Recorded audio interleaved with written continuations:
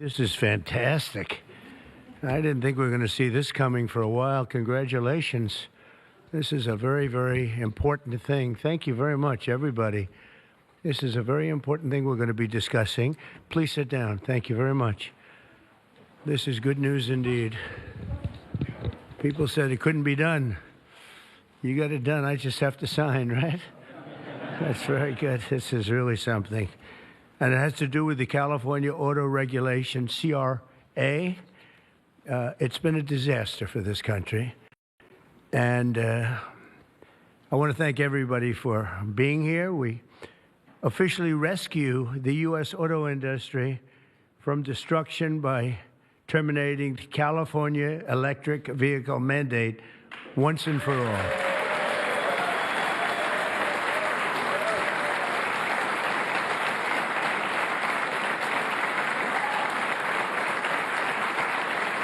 Really so.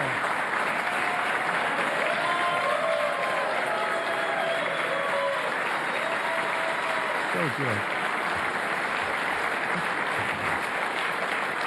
They said it couldn't be done, but boy, it's had us tied up in knots for years. And they'd pass these crazy rules in California, and it would be 17 states would go by them. The automakers didn't know what to do because they're really building cars for two countries. When you have 17 states, you're building cars for two countries. And I want to congratulate you all, the Senate, the House, the whole thing. It's incredible.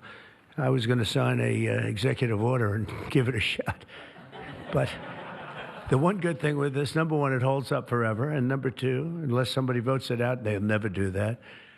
And it's just so much better, huh? It's so much better. That's so great. Very proud of you. We're joined today by the great Speaker of the House. I think he's going to go down as a great Speaker of the House, too. I may be wrong. I may be wrong. Who knows? Who the hell knows? I think he is. And he's doing something, the only thing I would say is more important than this one, and I'll tell you what, it's almost close. That's how big this is today. But the great, big, beautiful, I added the word great, I used the word. The great, big, beautiful bill. It's going to be one of the most, I said it this morning to a group, I think it's one of the most important pieces of legislation ever signed, ever approved. So it's going to be something very special. Thank you very much. Speaker of the House, Mike Johnson, thank you. Secretary Sean Duffy, and they had a problem in India today, and you're on that. Sean's doing a tremendous job. Secretary Chris Wright, everybody said you'd never be able to get him. He's the most talented man, they say, in the oil and gas industry. I'll let you know in about 2 years if that's true.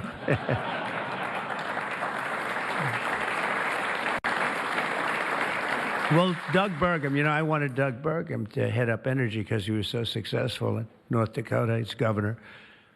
And he said, sir, there's one person who's much better than me. I said, who? They said, Chris Wright. I said, who the hell is Chris Wright? I had no idea. Now everyone knows Chris Wright. He's going to be more famous than me. But he said, there's a guy named Chris Wright, and if we could get him, he'd be better than I am, sir. And if you know Doug, Doug's not here, is he? If you knew Doug, he's always working someplace. But if you knew Doug, you'd know that he doesn't say that often. And he did. And Chris, you're doing great. But I don't like the oil prices have gone up just a little bit over the last few days. I was going to call it just really start screaming at you.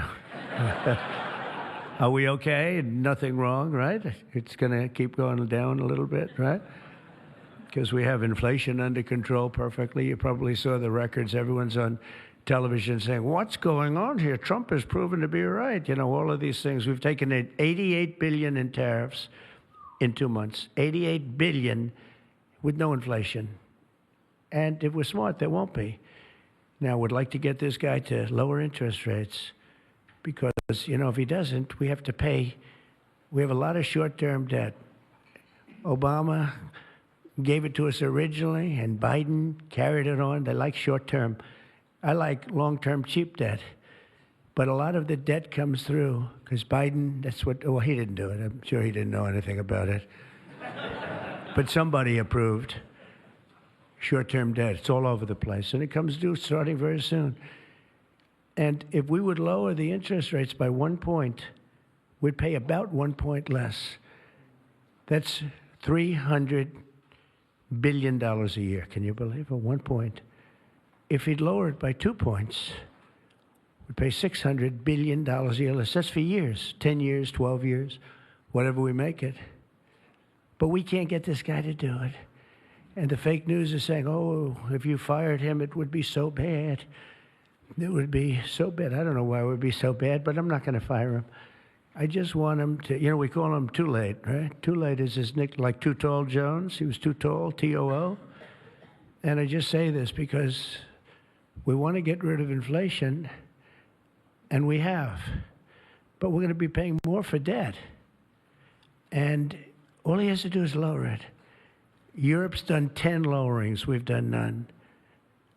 And nobody understands it. Actually, today when the numbers came out, they were so good. You saw yesterday's numbers, incredible. No inflation. Today's numbers.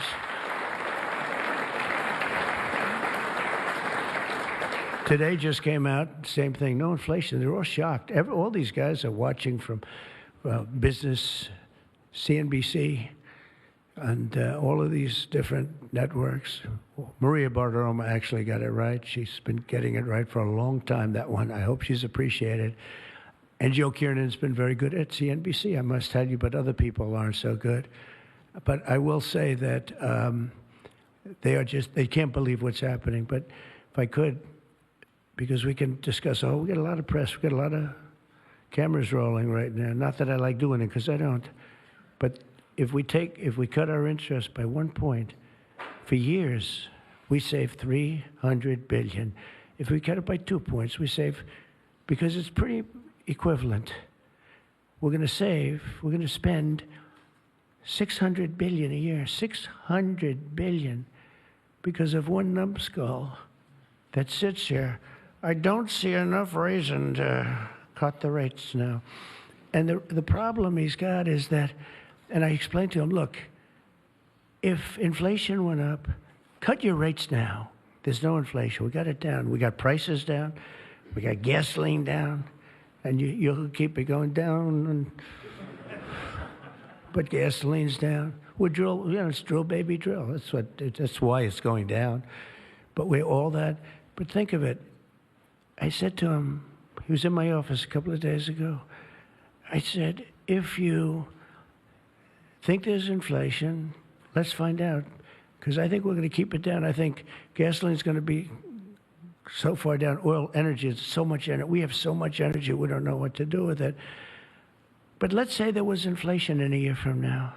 Raise your rates. I don't mind. Raise your rates. I'm all for it. I'll be calling you. He'll be too late for that, too. But raise your rates. You don't have to keep them up here.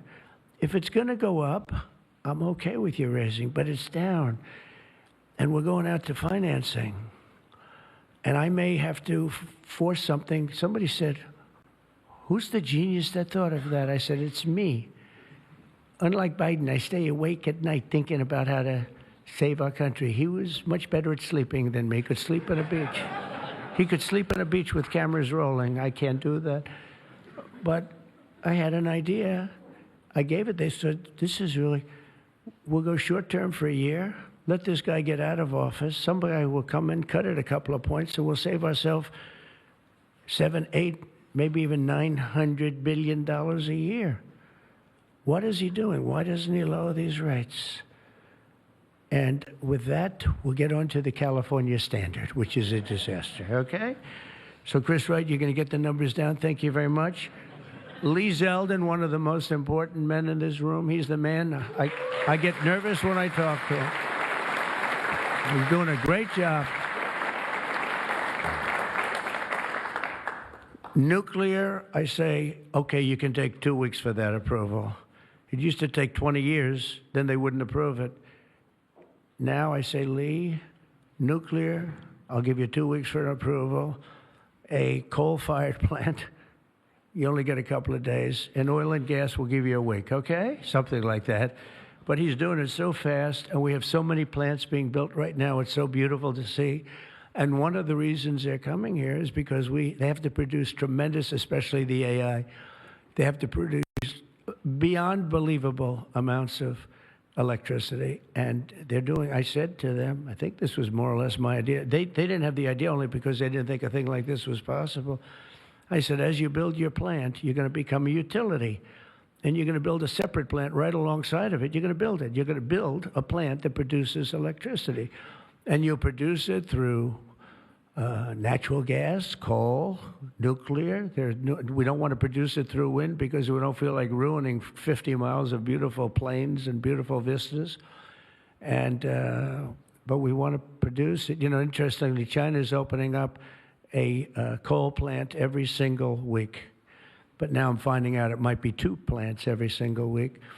And, you know, usually that's a good gauge. If they're using coal, I guess we're supposed to use coal. And, you know, we went to a coal standard. And not that you have to use coal. You're going to use whatever is best. I want to introduce also Senate Majority Whip John Barrasso, who's a tremendous guy, doctor. Okay? And he is a tremendous guy, tremendously talented doctor. When I have a medical situation for the country, for myself, I haven't used him, but I might have to. Maybe I'll do that. If it's serious enough, I think I'd probably do that. But he's a tremendously talented gentleman who happens to be a senator and one that's very respected. Chairwoman Shelley Moore Capito, and congratulations. I just endorsed your son. Did you know that? I endorsed your son. I endorsed your son, who's running in West Virginia, and he's great. In fact, he's all Trump all the time. I think much more so than you, actually. You were his largest impediment. No, I'm only kidding. He's all Trump all the time, and he's going to win big, and so congratulate him, okay? He's really been fantastic. So many people have told me. Thank you. And House Majority Leader Steve Scalise, who's a brave man. He went through hell. Steve went through hell. And we have a lot of other people here that I won't be able to because they don't have your name down. And I'm looking and I see people's names. I'll do a couple of you, but thanks as well to Mark Wayne Mullen, Senator. Mark Wayne, thank you. Stand up, Mark Wayne. Don't fight him. He's a serious fighter in a lot of ways, and he's a great guy, too. Thank you, Mark Wayne. Deb Fisher. Deb? Thank you, Deb. Good. Pete Ricketts, who's going to do very well in the upcoming election. Thank you. Thank you, Pete. John Husted, who's really moving along in Ohio. John, good luck. You're going to do well. All endorsed people. John Curtis, who's doing terrifically. John, thank you. Good job. They all say excellent. What can I tell you? Good job. And Bernie Moreno, who won a race that was not winnable. They all said it's not winnable. He won in Ohio. They said, you can't win that race. It's a waste of time. You're just wasting your time. Right, Bernie?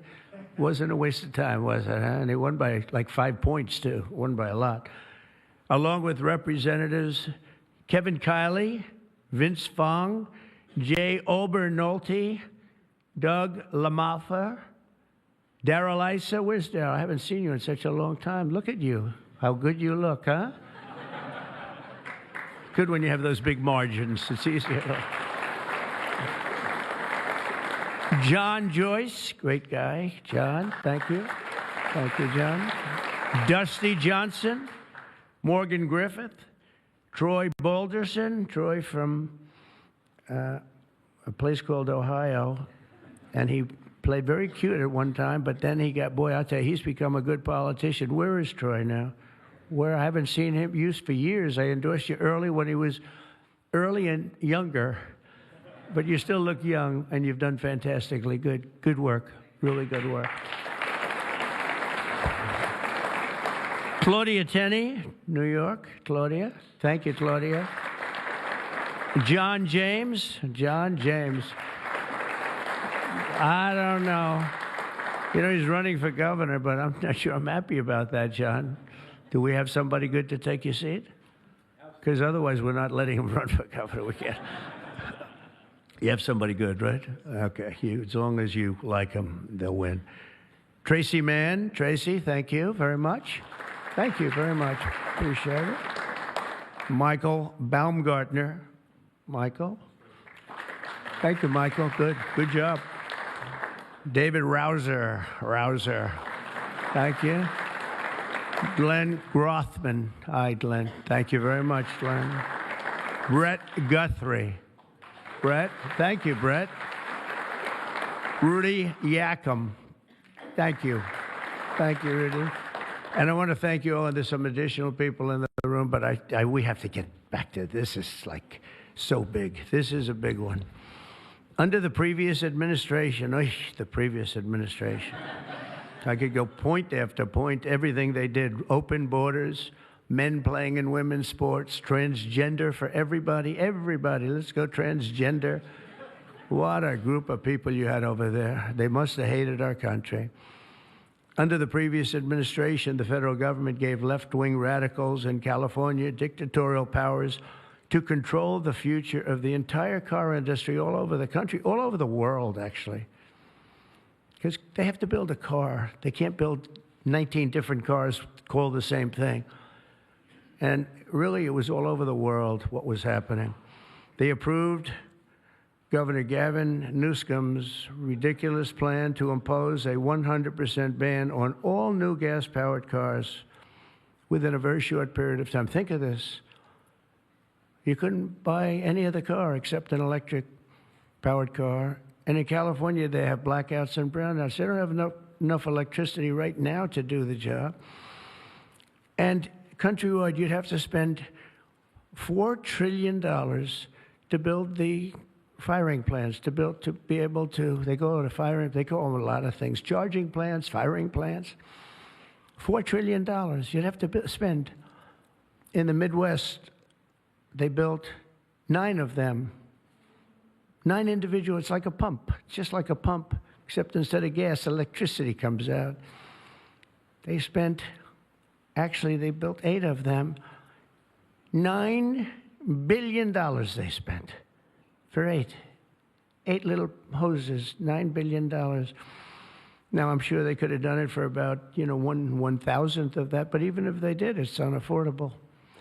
They approved Governor Gavin's ridiculous, is so ridiculous. By the way, if I didn't bring the military in, Los Angeles would be burning down right now. It'd be burning just like his damn houses burned down because he didn't have the water that he should have had. He had so much water. They have so much water. We had to send in the military to free up the water. And we did that right after the fires. We told them to do it in the first term. But just like that ridiculous plan, this is a plan to ban, think of it, a plan to ban 100, and they call it the 100% ban on all new gas-powered cars and abolish 75% of the gas-powered trucks. 75%. The trucking industry saw me. They said, sir, it doesn't work. Number one, the trucks are so heavy. They're 2.5 times heavier than a diesel-powered truck. So one of the big truckers owns 28,000 trucks, big company, tremendous company. He said, I go out of business immediately. I'm not going to play games. He said, did you explain these things to the government officials? Like the truck weighs 2.5 times more than a regular truck, a gasoline-powered diesel. And he said, based on that, we have to rebuild every bridge in the United States of America because it wasn't designed to hold cars and trucks that heavy because the batteries are very heavy. They're, probably lead. But they have a lot of things in those batteries that weigh a lot. But it's 2.5 times. It's a simple number, 2.5 times. And if you want to do this, you have to spend trillions and trillions of dollars on rebuilding every bridge in the United States, and I guess throughout the world, because they do follow us.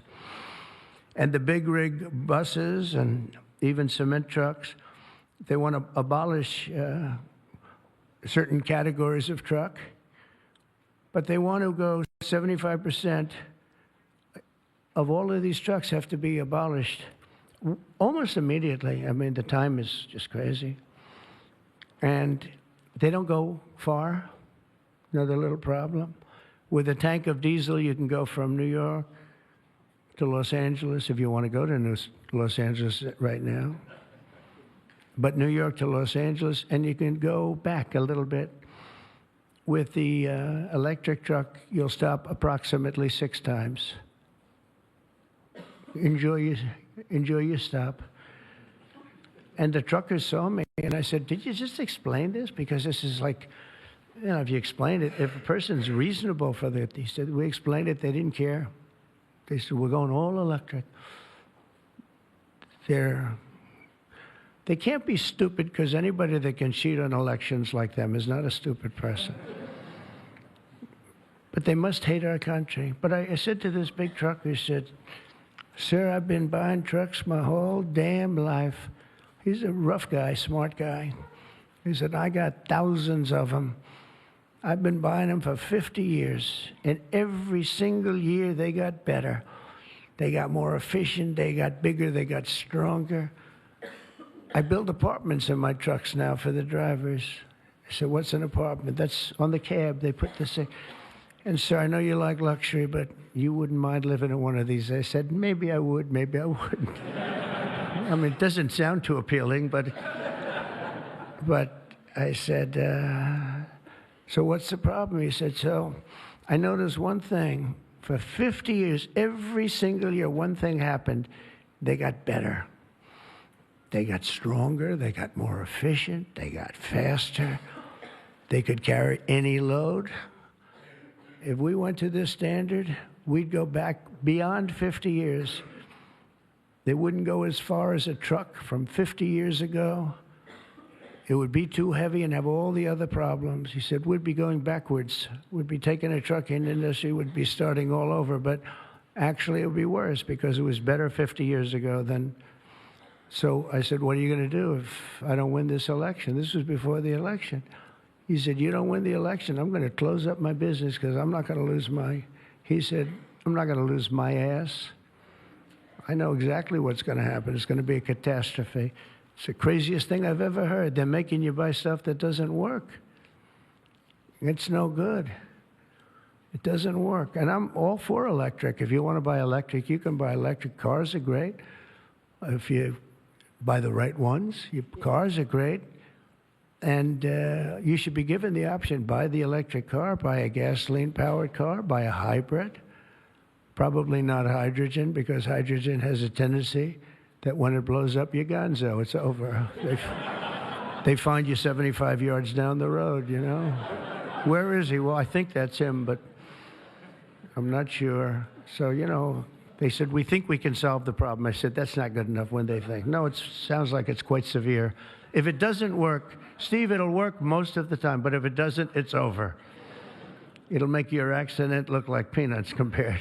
You wouldn't be around, I'll tell you, because it's pretty bad. But some people like it. I don't know. Let's see what happens. But I would say it's off to a bad start.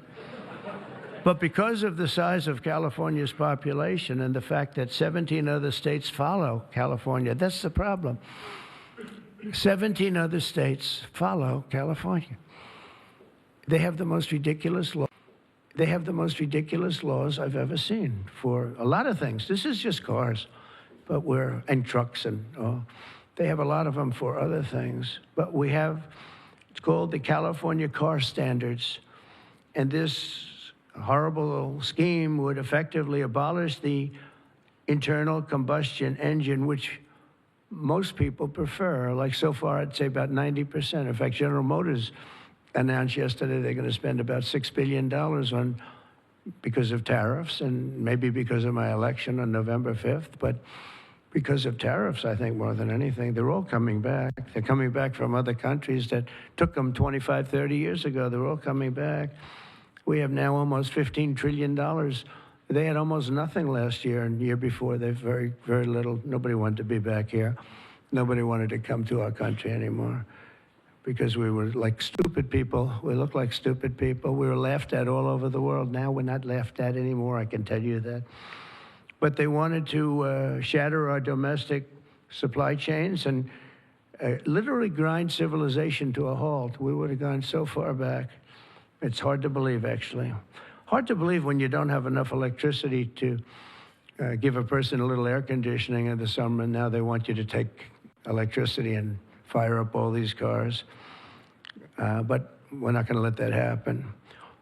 Meanwhile, all of the auto jobs would be shipped to China because they're very strong on electric. And it lives off an estimated 200,000 American auto workers would be destroyed. It's one of the reasons I did so well with the United Auto Workers. And now I'm really doing well with them. I did phenomenally with them. No Republican ever got any numbers like I got. And the Teamsters, too. Sean O'Brien, the head of the Teamsters. These guys, they like Trump because I produce jobs. They know that. Everybody knew that the auto workers knew better than anybody how good the tariffs were. And the head of the auto breakers, I don't know him at all, but he didn't like me at all. Now he's going around saying, this guy's unbelievable. He was very nice to me the last few months. During the campaign, no, but if I've proven, I've proven it. I've done what I said I was going to do, and we've brought back tremendous numbers of jobs. And you're having auto plants built all over the country, all over. There's never seen anything like that. They're leaving from Mexico. They're leaving from Canada. They're leaving from other parts of the world. If they want a Mercedes-Benz, you're going to have it made here. It's okay to have a Mercedes, but they're going to make it here. Otherwise, they're going to pay a very big tariff. They already are. That's one of the reasons we have $88 billion. It's a lot of money. But that's peanuts compared to what we're going to be making in another few months. They haven't even kicked in yet. But we're not going to let any of these bad things happen, these stupid projections that I've been reading about for the last 6 months. I think these people are either corrupt or really dumb. And they're supposed to be economists. In the campaign, I promised to end this disaster, and today our Republican majorities in Congress have delivered. And I don't know, I can't imagine. It's so obvious. It's so good. Did we get any Democrat votes? Did we get one? Two? Who? 35. Yes, sir. I think that's great. I think that's great. You got 35 Democrats. 35, yes, sir. I think that's great. That, as far as I'm concerned, one in the Senate. On something that's so good. But who is the one?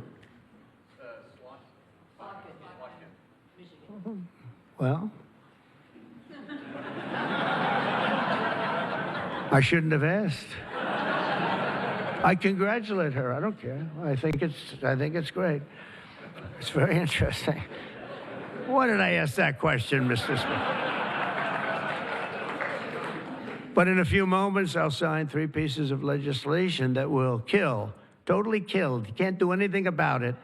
They can't take us to court. They can't do any of the things they can do with the executive orders. And it's permanent. I'll sign 3 pieces of legislation that will kill the California mandates forever, and they're never coming back. Now, the auto companies are the most happy because now they're going to be designing and building one auto. It will be much cheaper. It's a much less expensive. They were showing me, one of the most respected people was showing me that to save a little, like a half a glass of fuel, cost them thousands of dollars with new computers and stop it. The engine has to stop and then turn on and blah, blah, blah. And I said, does it work as well? No, it's terrible. It's terrible. And that's to save a little bit of fuel, this much fuel that Chris Wright can produce with one extra little oil well someplace, right? One little, a small one, a very small one. But think of it. Your cars are going to cost you $3,000, $4,000 less, and you're going to have what you want. And again, you can get any car you want. You can get electric. A lot of people love the electric. They like Tesla. So do I, in all fairness. I like Tesla. And I like others, too. But I also like combustion engines. And, there are reasons for a lot of things. When I was in Iowa, we had an unbelievable victory, if you remember. Remember? That was nice. You won by, so much. Nobody even talked about anything else, but that was a great victory. But it was unbelievably cold that night, and I was going to watch my victory in the area where I was going to make a speech, and the whole place was littered with cars. I said, what happened? They were electric cars, and they don't work in cold. I said, I didn't know that. And they don't work in extreme heat either. Other than that, they're wonderful. But No, but if you're in a cold climate, you know, how do you do that? But they're electric cars, and I noticed that, and then I didn't pay much attention because we won by about 65 points, so I was more interested in that. But I do remember that scene. I said, what the hell is going on over here? This historic action will also help us reduce inflation and bring down the price of automobiles and electricity very, very substantially. You know, we're building massive electricity right now. It's already started because of that guy right there, Lee Zeldin. By far the most important man in the room, Mr. Speaker. Stand up, Lee.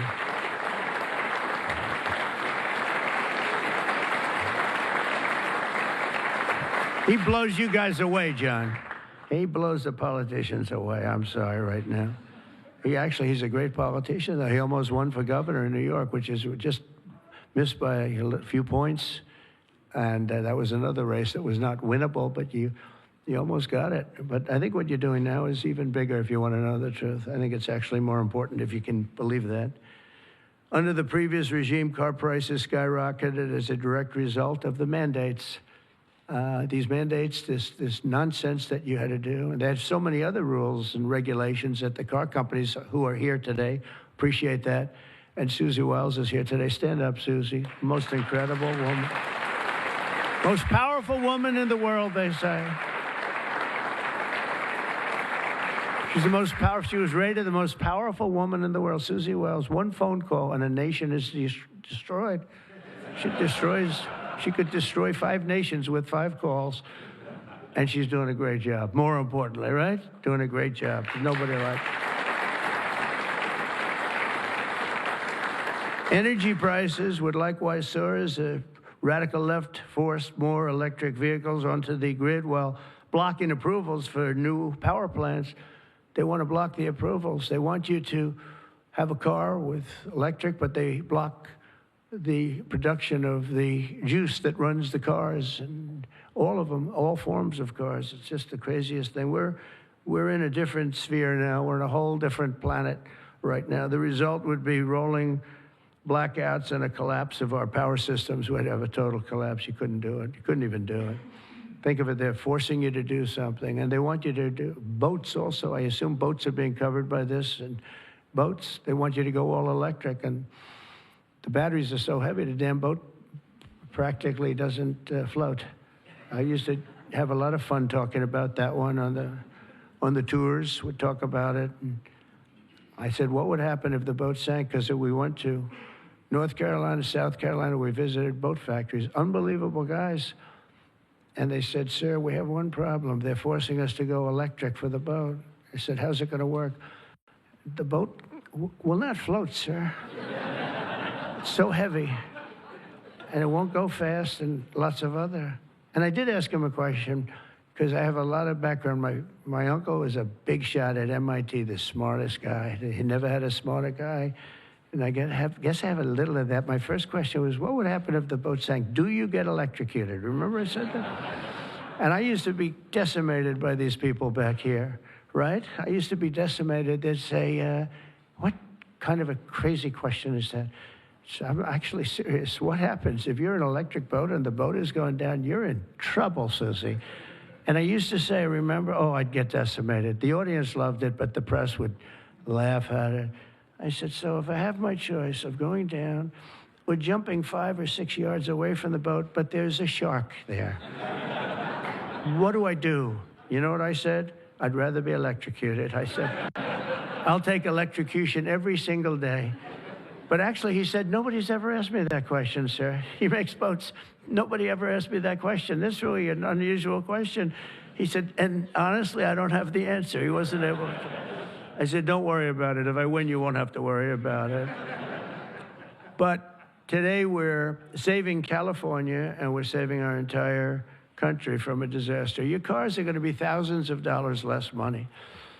And even the ones that, if you buy electric, we're not going to make you do certain things that are just a waste of money and just time-consuming waste of money. They make you do things that are no good for anybody, make the car worse, and make it much more expensive. Over the past 5 months, our administration and Republicans in Congress have fought for the American auto worker and for Teamsters and for, by the way, right to work. We have them all. We have, we just call them just workers. We fought for workers like no one has ever fought before. I understand that. It's why we won. We won with workers. We won with young people. I just saw with TikTok, I was #1 on TikTok in its history. Can you believe that? So I guess I like TikTok. That's why they're saying, are you saving? And we probably will save TikTok, actually. But on my first day in office, I ended the Green New Scam and abolished the EV mandate at the federal level. We abolished it, which is basically that everybody will be driving an electric car within a very short period of time. Now I know why Elon doesn't like me so much, which he does, actually. He does. And he never had a problem. It's very interesting. This is not something new. This has been there from day one, Speaker, right? We're going to abolish the EV mandate. And Elon still endorsed me because, honestly, he never, ever spoke to me about that. And I used to say, I'm amazed that he's endorsing me because that can't be good for him. I'm abolishing the EV mandate. And I once asked him about it. You never talked to me about that. He said, well, as long as it's happening to everybody, I'll be able to compete. It was a very interesting answer. I thought it was a very honest answer, to be honest with you. And I talked about it, that incredible. You would have thought he would have been, from day one, you got to make sure you don't do the EV mandate, the abolishing, and never did. Very honest in that sense. And he did say to me, I actually asked him because it was like really strange how I'm with him. He's very, friend of mine, and he makes electric cars, and we're saying you're not going to be able to make electric cars, or you're not going to be forced to make all of those cars. You can make them, but it'll be by the market, judged by the market. And that's what he said. He said, as long as I'm on the same plane as everybody else, we're going to do good. We make a better product. I said, that's very cool. It's very cool. That was my answer. After that, he got a little bit strange, but I don't know why, over much smaller things than that. As part of the One Big Beautiful Bill, we'll also further slash the funding for the Green New Scam. As you know, it's the greatest scam in history, saving American taxpayers hundreds of billions of dollars. The windmills are killing our country, by the way. The fields are littered with them, junk. They're littered with them. And they get older, and they get rusty, and they get bad, and they get... This is other countries also. It's the greatest scam in history. It's the most expensive energy you can buy. They're ugly. A friend of mine comes from Minnesota. He's been in New York. He hit it big. He's a very successful guy, actually. And he wanted to go back, see his mother who's not well. And he went back to Minnesota. Hasn't been back there in 20 years. And he said, it's unbelievable what happened. He said, I'm driving down a highway and up a certain road, and the most beautiful fields. I remember them so well. And I was so looking forward to seeing them again. And I looked at them, and they had windmills all over them, these horrible, horrible structures. A very smart guy, this guy. He said, these ugly, horrible things. And he said, it was so bad, I actually drove back to see it because I couldn't believe it. Before I even got to my mother, I drove back. I said, how much do you like your mother?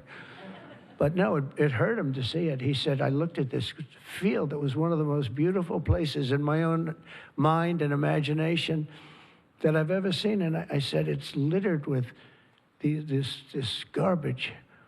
It looked like a junkyard, he said. And some, then you get different manufacturers, and they don't look alike, and they're not painted alike, different colors. You have, even if they're white, one's a beigey white, one's a darker white, one's a lighter white. And then they start to rust after 4 or 5 years. And then they start to wear out, and nobody takes them because you're not allowed to bury the propellers, the props, right? You can't bury the props for some reason. I don't know why, but they say that you can't bury a certain type.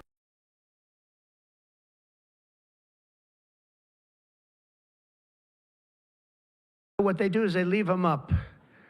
If you go to Palm Springs, California, take a look. You go into this beautiful community. Before you go, it's like you're riding through a junkyard. Windmills all over the place. Tall ones, short ones, dead ones. They're all dead. Some are hanging over by a thread. They never take them down. They just leave them there, and they start to rust. It's one of the greatest scams, and it's also the most expensive energy. And the environmentalists say, oh, we love wind. It sounds so good, but it's a horrible thing. Environmentally, it's a horrible thing. I say that to you. It's wind, and we are going to have virtually no, one mandate we have, we're going to natural gas, nuclear. Nuclear, we just had a big signing with nuclear, making it easier, safer, and better. It's really, I would say, probably more than any other form of energy that's come about. It's been amazing what's been done. It's very safe, very good, and very inexpensive. But we're not going to let windmills get built because we're not going to destroy our country any further than it's already been destroyed. You go and look at these beautiful plains and valleys, and they're loaded up with this garbage that gets worse and worse looking with time. It starts when the rust comes. 4.5 years, it starts to rust. And it's very expensive to paint them.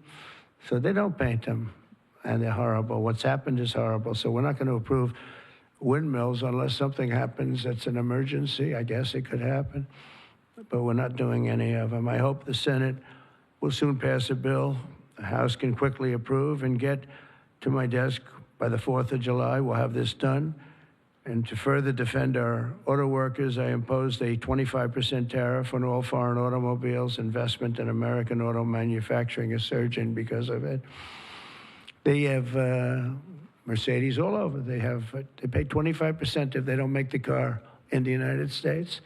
And because of that, and this could have been done long before Trump. This could have been done by any one of the presidents. I did it with China. The reason you don't have Chinese cars here is because I imposed it my last term. I actually asked the question. I said, do we have any Chinese cars here? No. Why? Because you imposed a 25 or 27.5% tariff on Chinese cars. So they're not coming here, but they are going to Europe all over the place.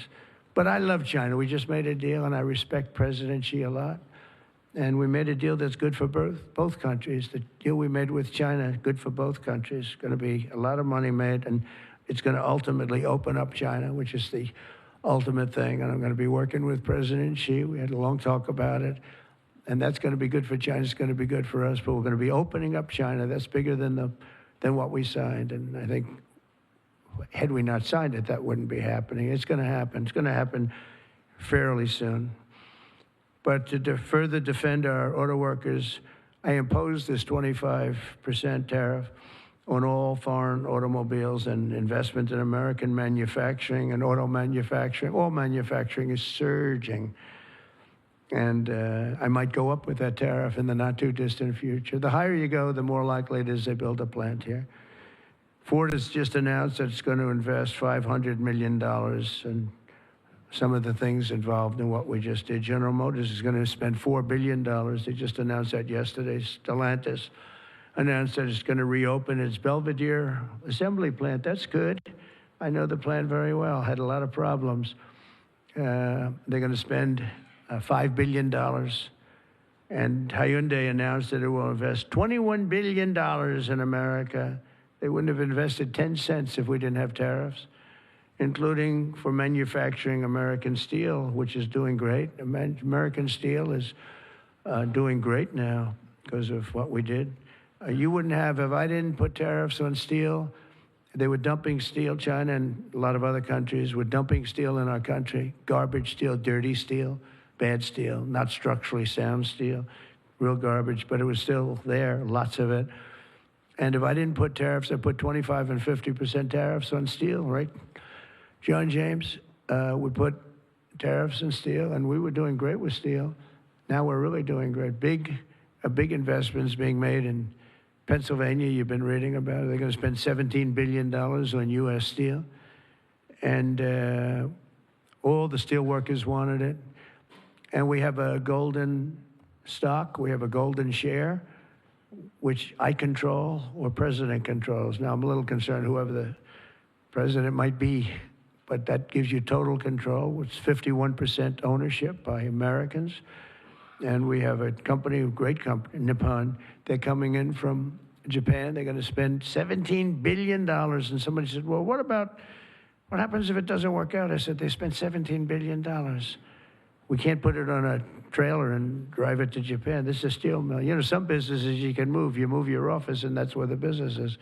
With this business, they're spending 17, think of that, 17 billion. They're going to have them all over the country.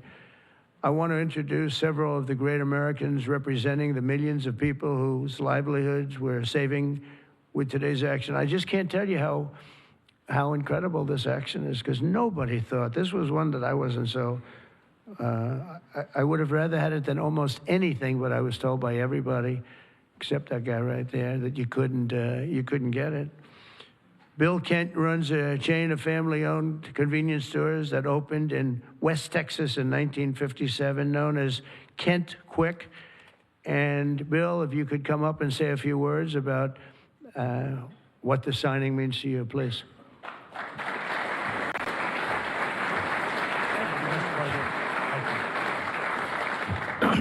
Wow, you're probably wondering why I've called you all here today, right? What a great day. From my perspective, I'm in the convenience store and petroleum marketing business, and what this does is it gives us freedom. It gives the consumers freedom to pick what kind of car they want, but more importantly for us, it gives us the ability to plan going forward, because with mandates, we were forced to have to look at putting in infrastructure that frankly is extremely expensive and doesn't give you any return. So this allows us, it's going to free me up and our companies up to invest in what people want, in the cars they want, and it's a great day. So, Mr. President, Congress, thank you, Steve, everybody, thank you so much. Thank you.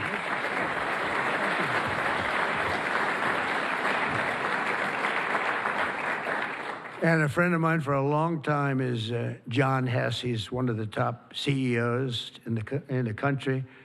And he's now the CEO of Hess Corporation, one of the biggest oil producers. And he's a fantastic person with great knowledge of the subject matter. Can you say a few words, John? I see you in the audience. Come on, thanks.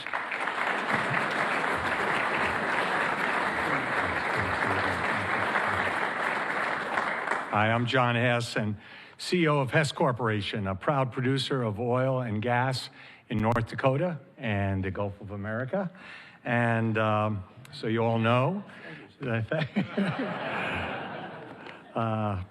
I was born in New Jersey, grew up in New York, and my father started our company by driving a secondhand oil truck. So, Mr. President, it's an honor to be before you today, and thank you for that.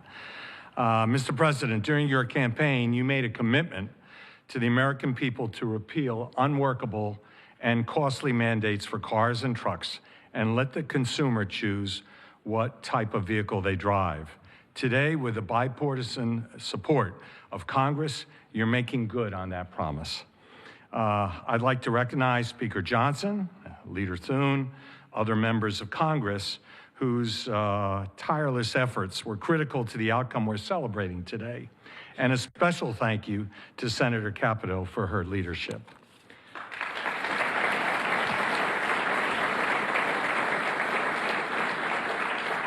This announcement today is about consumer choice and affordability for American families. It's also about making our country auto industry more competitive, Mr. President, and you said that very eloquently. As you know, Mr. President, one-size-fits-all policies like those adopted in California do not work. America, in every state, every American should be able to choose what they want to drive, not the government.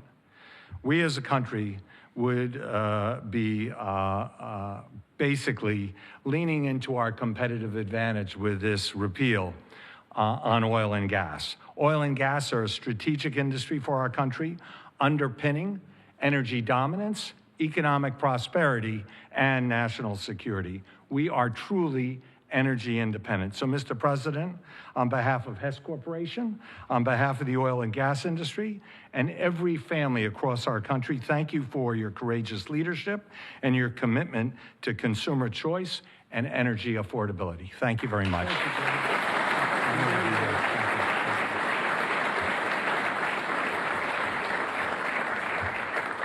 very respected guy.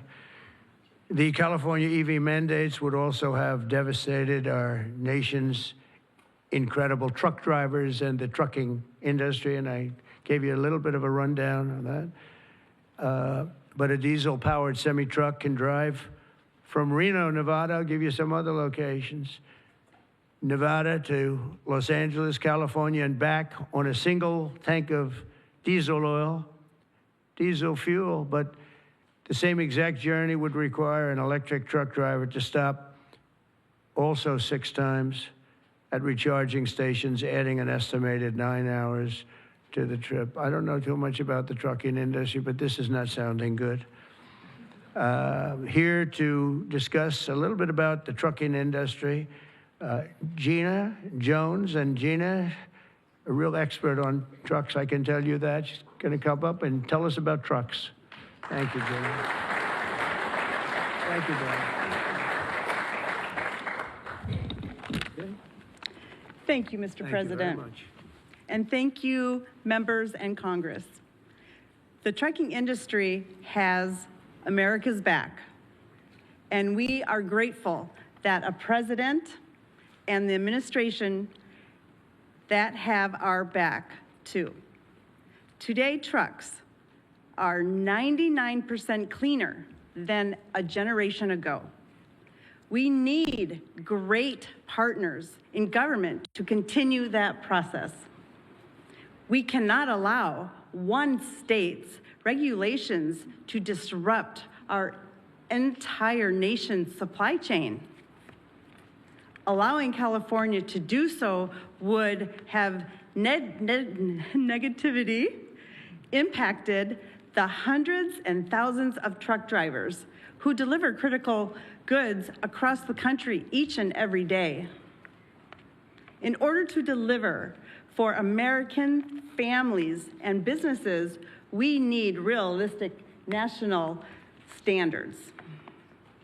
With the signing of this resolution, Mr. President, you have delivered the leadership that trucking industries need. Promises made, promises kept. On behalf of the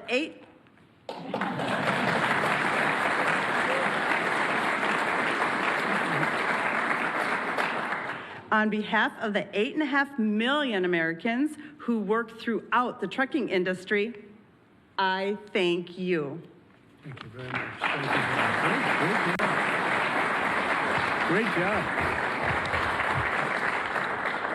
So just to wrap it up, I say under the Trump administration, we will restore the full strength, might, and glory of the American auto and trucking industry. We'll protect our truck drivers, auto workers, small business people, and manufacturers all over our country, and actually all over the world, and that's okay too. They'll be doing a product that works, a product that's much more efficient, that's better, it's much better, less expensive, and we'll put affordable energy and affordable car ownership back on the center of the American dream as we make America great again, and that's what's happening. We're making America great. You know, when I went over to Saudi Arabia, Qatar, UAE, just a couple of weeks ago, the leaders of those countries, and they're very smart people, they said, you know, you've made in a short period of time America the hottest nation in the world. It's the hottest, you're the only one we talk about now. And 6 months ago, it was a laughingstock. They said that to me, those words, it was a laughingstock, and it was an absolute laughingstock. We've got the hottest nation right now in the whole world, and the numbers are reflecting it too. So I just think it's great. And what I'll do is I'll sign this, then we can take a couple of questions if you want. And we will be finished, and you're going to go off and you're going to build the most beautiful automobiles for 20% less money. And I want to thank you, man. You have done some job. Thank you, Mike. Thank you, everybody. You guys want to come up here? Beyond it?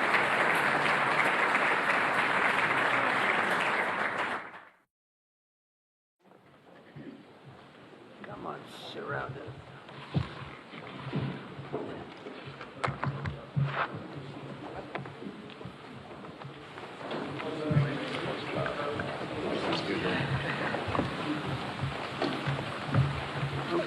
going to sign 3 bills that do everything I just said. No auto pens allowed.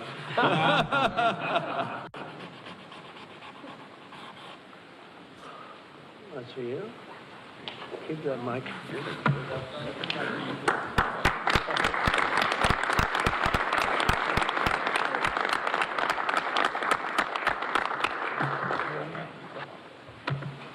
You know, that pen was so good. Give it back to me. I'll take it. There you That go. was a good one. No, I'll Great. sign all 3 of them because Yeah. you never know what you get with the new one. Number 2.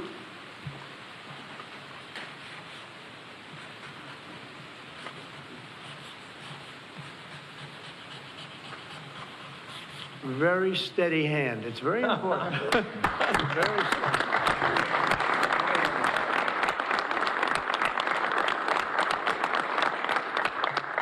Only a steady hand can sign like that, right? Absolutely. Right? I've been told that, actually. And here's number 3, and it all goes into effect. Everything I said goes into effect. Lower prices, better cars, and choice. sense. You can say choice. We have choice for education, and you have choice for cars now, right? Common Right, sense common is right. sense. You're right. Common sense is right.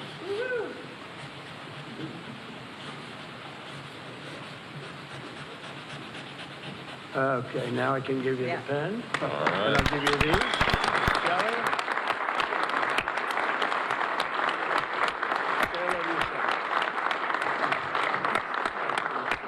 Congratulations, Thank you, Mr. John. President. Okay, you'll take these. Pass these around, fellas. Where's John James from his father? Oh, thank you. Yeah, you have one, John? Yes, sir. Thank you, Mr. President. Pass them around. Okay, everybody, it's a few extra. You're gonna take them and give them to some of the people. Okay?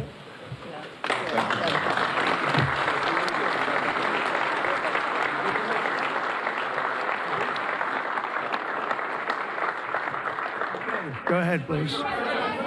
President, Mr. President, how, Mr.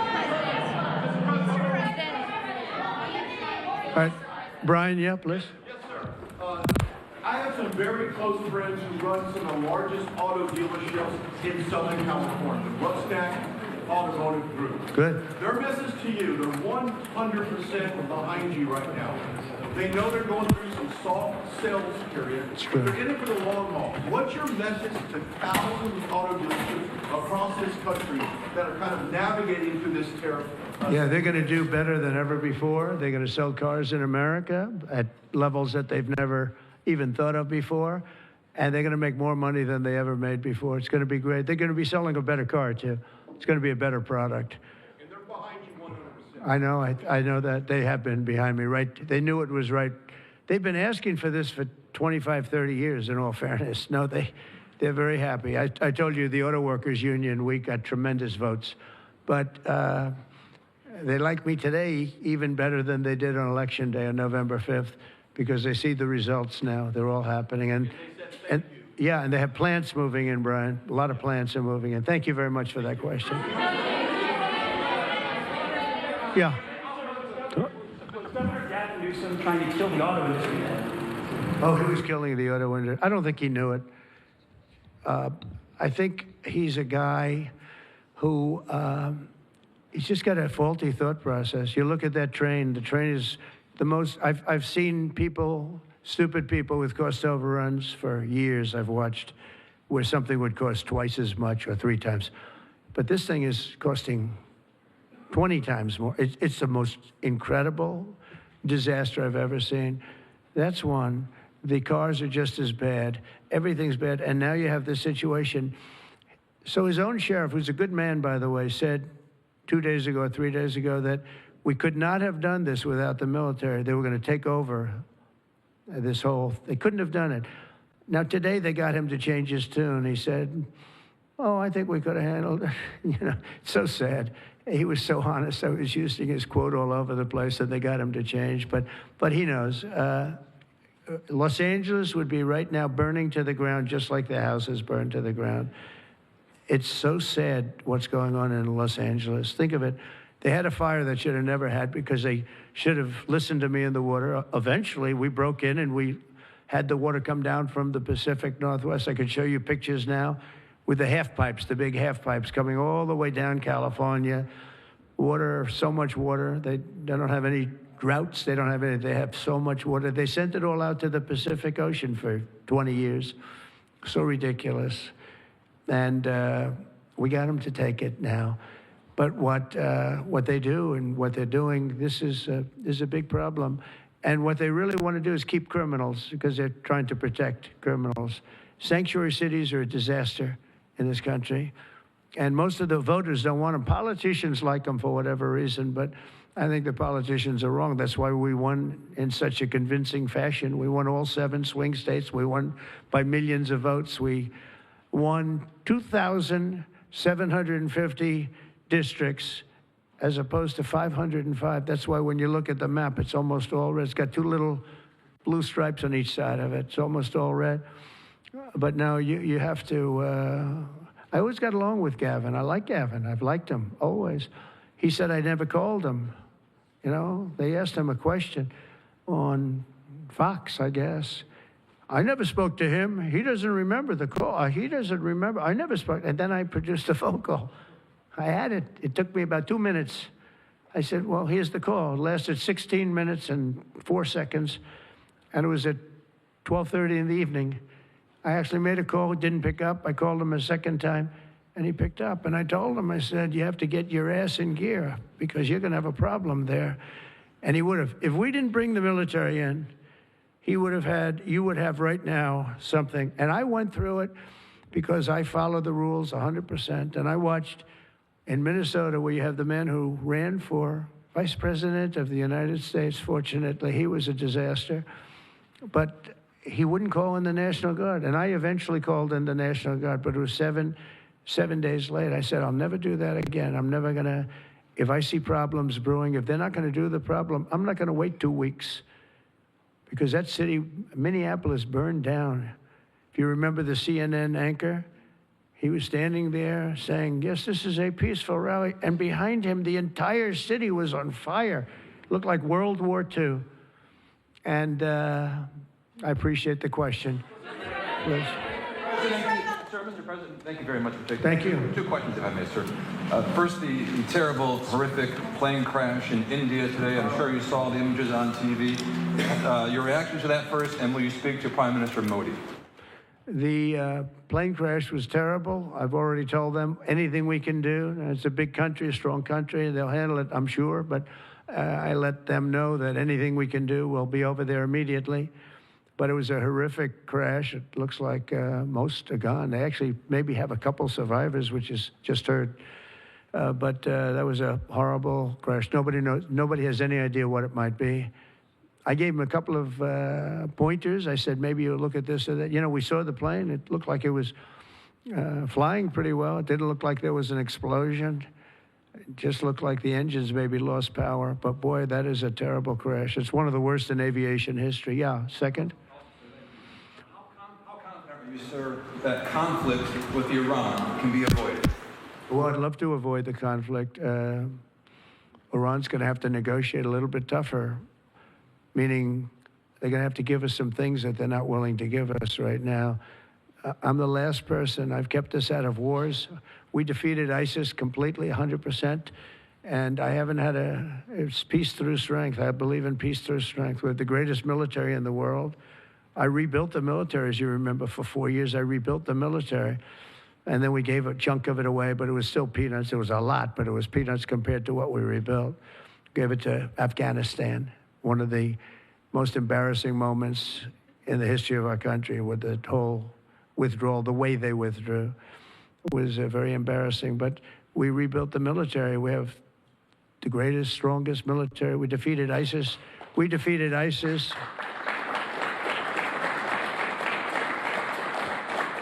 We defeated ISIS in 4 weeks. It was told to be 5 years. It was going to take 5 years, anywhere from 4 to 5 years. We did it in 4 weeks, with, by the way, headed by the general who's now the head of the Joint Chiefs of Staff. That's why he's there. He said it would take 4 weeks, and he did it in 4 weeks. He did actually a little bit faster. So we have a great country, and we're going to keep it that way. And when it comes to Los Angeles or other cities, if we see other cities are gearing up, and these people are agitators, they're paid, they're professionals, they're insurrectionists, they're troublemakers, they're all of those things, but I believe they're paid, and we're going to find out through Pam Bondi and her great staff, her great people at Justice, who they are. And Mike, I think you're doing some investigations in that in Congress, but we're going to find out who they are, because they're really, I think what they're doing is unbelievably illegal. Just one thing, so they took the bricks away from people. They're walking in with satchels of bricks. Now, why do you have bricks? You have bricks because you throw bricks. They're very potent. If they hit you, they kill you. And they took them away. The military took them away. They saw him, what the hell is this? The guy could hardly carry me. Many bricks. He's a strong guy, couldn't carry him. And they saw that, and they took him away. Then they found others with bricks. But they're ingenious. They also brought hammers along, very heavy hammers. And I saw them pounding the curb and pounding the sidewalk. And it was like a military operation. This guy's pounding strong, boom, big shots. And it was breaking up granite, the granite curbs. And the granite was breaking up, and the concrete was breaking up. And there was lines of people standing there, and they're handing him.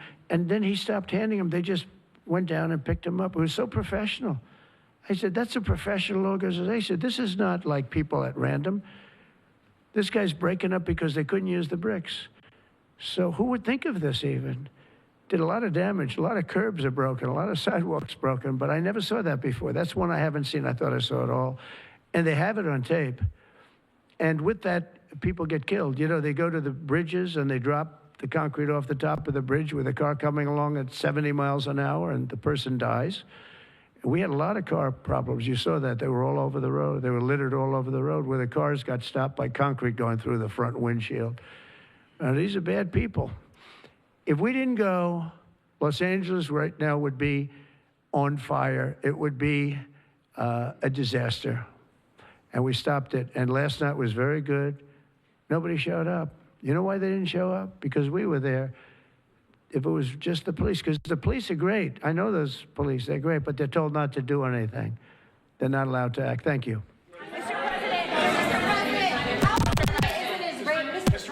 Mr. President, how imminent is an Israeli strike on Iran? Well, I don't want to say imminent, but it looks like it's something that could very well happen. Look, it's very simple, not complicated. Iran cannot have a nuclear weapon. Other than that, I want them to be successful. I want them to be tremendous. We'll help them be successful. We'll trade with them. We'll do whatever is necessary. You know, I stopped a war between India and Pakistan.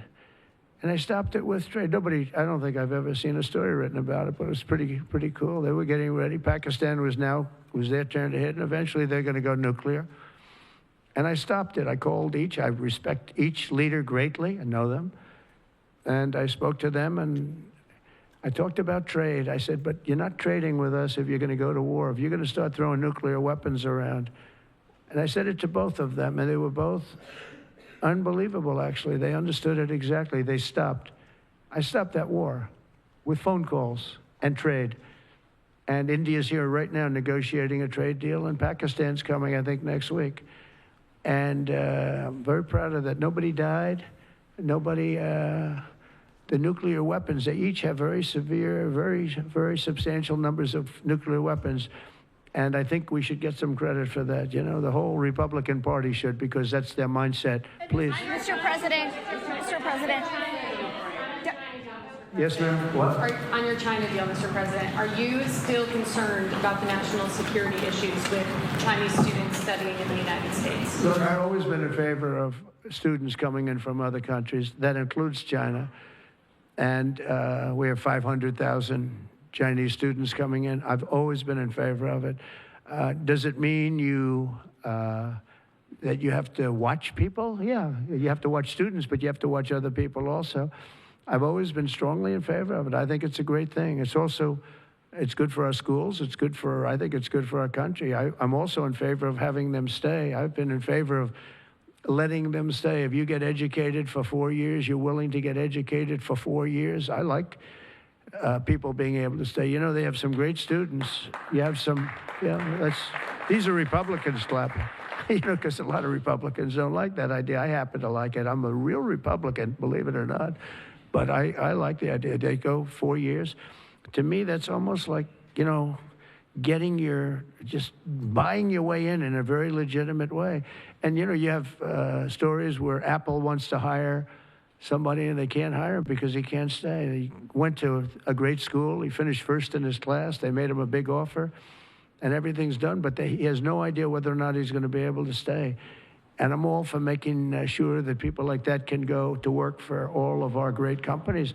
And you know what they do? They go back to their country, and there are stories that are all over the place. They go back to their company, and they start a company just like they were going to start here. They end up starting it in China or India or someplace else, and now they're among the richest people in the world. They've got thousands and thousands of employees that make it great. This is happening all the time, because they're not allowed to stay. And I think we'll probably end up doing something about that, right?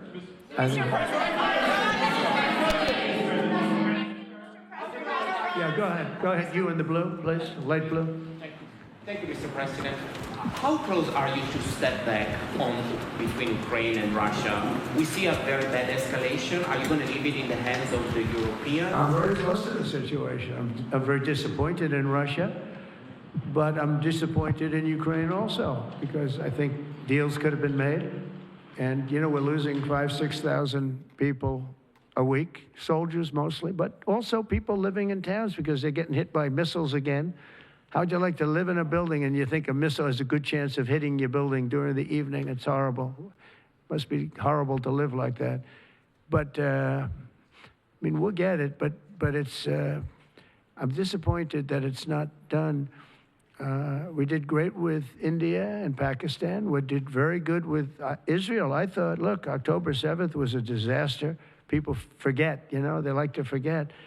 That was a horrible thing. But, none of these things would have happened if I were president. If I were president, none of it would have happened. You wouldn't have the Israel problem. Iran was broke. They had no money. We had big sanctions on them. Biden immediately let them get rich, $300 billion they have right now. But they had no money for Hamas or Hezbollah. They had no money for anything. It was perfect. We wouldn't have had inflation that was caused by oil, Chris. The oil price went through the roof. It was also caused by their spending, but it was caused more by oil than anything else. The oil went so high, got close to $100 a barrel. And that also kept the war going with Putin, because at $100 a barrel, that was a big money-making experience. But now it's down to where it's not so good for them anymore. No, it's very important to get that solved. That's a bloodbath. That's a terrible bloodbath that's going on. Yeah, please, go ahead. Mr. President, Mr.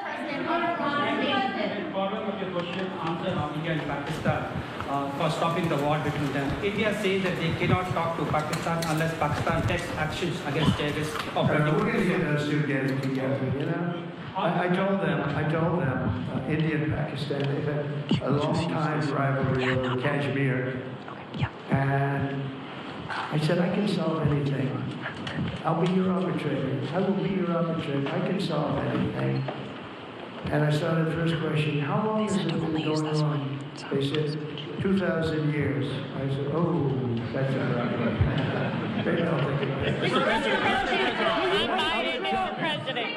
When I heard 2,000 years, I said, maybe I'll have John Hess solve that problem. Mr. President, will you publish a striking letter in? Peter? Thank you, President Trump. I have two. First, on immigration.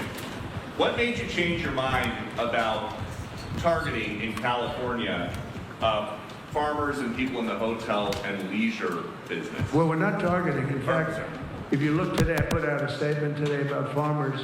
Our farmers are being hurt badly by, they have very good workers. They've worked for them for 20 years. They're not citizens, but they've turned out to be, great. And we're going to have to do something about that. We can't take farmers and take all their people and send them back because they don't have maybe what they're supposed to have, maybe not. And you know what's going to happen and what is happening? They get rid of some of the people because, you go into a farm and you look and people they've been there for 20, 25 years and they've worked great and the owner of the farm loves them and everything else. And then You're supposed to throw them out, and you know what happens? They end up hiring the people, the criminals that have come in, the murderers from prisons and everything else. So we're going to have an order on that pretty soon, I think. We can't do that to our farmers, and leisure too, hotels. We're going to have to use a lot of common sense on that. And my other question about the Middle East. As the Israelis apparently gear up for some kind of an attack, a possible attack on Iran, are you trying to talk Netanyahu out of doing that, or are you so against Iran having a nuclear weapon that you're okay, he does his thing because it is not an American war? Yeah, it's a very fair question. Look, I want to have an agreement with Iran. We're fairly close to an agreement. We are fairly close to a pretty good agreement. It's got to be better than pretty good, though, but it's got to be, I'd much prefer an agreement. As long as I think there is an agreement, I don't want them going in because I think I would blow it. Might help it, actually, but it also could blow it. But we've had very good discussions with Iran. Whether or not we get there, I can't tell you, but it'll happen soon.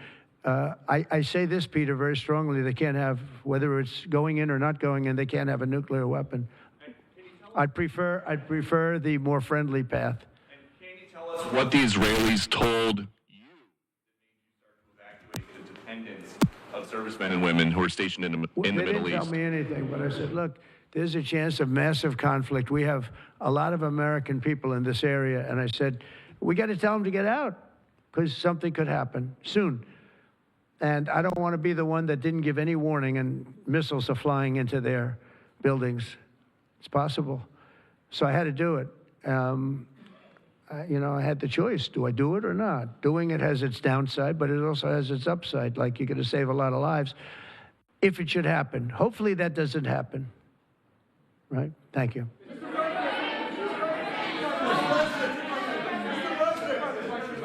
Mr. President, for Americans that are coming to Washington on Saturday for military parade, It's going to be a great day. what would you like folks to take away from that day? What would you hope that they would remember? And also, Mr. How great President, our country is, and how strong our military is. We have the strongest military in the world. You know, it's very interesting. 3 weeks ago, it was the end of anniversary, end of World War II. And I called France, and Macron, who's a good man, I said, what are you doing? He goes, we're celebrating World War II, our victory. I said, your victory? Your victory. Tell me about that. And then I called somebody else, and I happened to speak to President Putin at the time. Now, in all fairness to him, he lost 51 million people, and he did fight. Russia fought. Sort of interesting, isn't it? He fought with us in World War II, and everybody hates him. And Germany and Japan, they're fine. You know, someday somebody will explain that, but I like Germany and Japan too. But Putin is a little confused by that, you know. He said, we lost 51 million people, and we were your ally, and now everybody hates Russia, and they love Germany and Japan. I said, let's explain that sometime, okay? But it's a strange world. But I will say this, look, I want them to go away saying how great our country is and how great our military is. And I was making all these calls. For some reason, I spoke to like 4 different places. Sir, are you celebrating? And I said, you know, we won World War II and World War I, right? We won them. And yet we're the only country that doesn't celebrate. Everybody's celebrating except us. And I said, we should celebrate too. there are several No Kings protests planned across the country on Saturday as well. What are your thoughts on those? What do they call it? No kings? No Kings. I don't feel like a king. I have to go through hell to get stuff approved. A king would say, I'm not going to get this. A king would have never had the California mandate to even be talking to him. He wouldn't have to call up Mike Johnson and Thune and say, fellas, you got to pull this off, and after years we get it done. No, we're not a king. We're not a king at all. Thank you very much. Go ahead. Yeah, go ahead. Sir, Go ahead. Mr. President, sir, you made a lengthy posting today on Truth Social about Senator Rand Paul. Do you expect to see him at the picnic tonight, sir? I do. I look forward to seeing him, actually. I like him. He's the hardest vote in the history of the U.S. Senate to get. Probably won't get him. But he's a very tough vote. I mean, he's a very tough vote. He's always been a friend of mine. You know, I endorsed him and got him elected. I got him elected twice. But I don't think he understands how great this bill is. This is a great bill. no tax on tips, no tax on, the Social Security payments. It's unbelievable what happens. No tax on overtime. You work overtime, no more tax. It's so, those are big, but they're minor compared to the big things. Taxes reduced. And let's look at the other side. If it doesn't get approved, a 68% tax increase, 68%, including the fact that the Trump tax cuts kick in. But it's a 68% tax increase and many other bad things. I don't even want to, some of them are so bad, I don't even want to talk about them. I think it's one of the greatest bills we'll ever pass in this country. And I think that Leader Thune and this gentleman right here, what he's gone through on this with, we started off with a majority of 1. Now I guess we have 7. So it's like easier, but it's really sort of 3. It's 7, but it really equates to 3, right? And we have great support. I mean, I can't tell you, I can't guarantee, but when you have a majority of essentially 3, where you can't lose anything more than 3 votes, and you get it passed, that's pretty amazing. And I think it's going to haunt the Democrats because most of the bill is common sense. It's tax cuts, it's border wall funding, it's military funding properly spent. It's all things that are like common sense. They're all good. There's nothing tricky about it. It's basic stuff. And we don't intend on getting one, think of it, not one Democrat vote in the House. Mike, not one. Maybe somebody will come along. I don't know how they can run for office. So many different things. We're gonna, very important, Medicare and Medicaid are gonna be strengthened, not hurt. They're using fake narrative. Oh, no, they're going to be strengthened. We're going to strengthen them. They're going to destroy them because under their policies, Medicare and Medicaid go away. Social Security under them is going to be devastated. With us, it's going to be kept, but much stronger than before. And very interestingly, I saw this and I proved it because for 4 years, I never hurt Medicare, Medicaid, or Social Security. I've already been there. But they're going to destroy Medicare, Medicaid, and Social Security. They're going to wipe them out, in my opinion, because their policies are so bad, the country will have no money to pay for them. We're going to make them stronger than ever before. Thank you very much, everybody.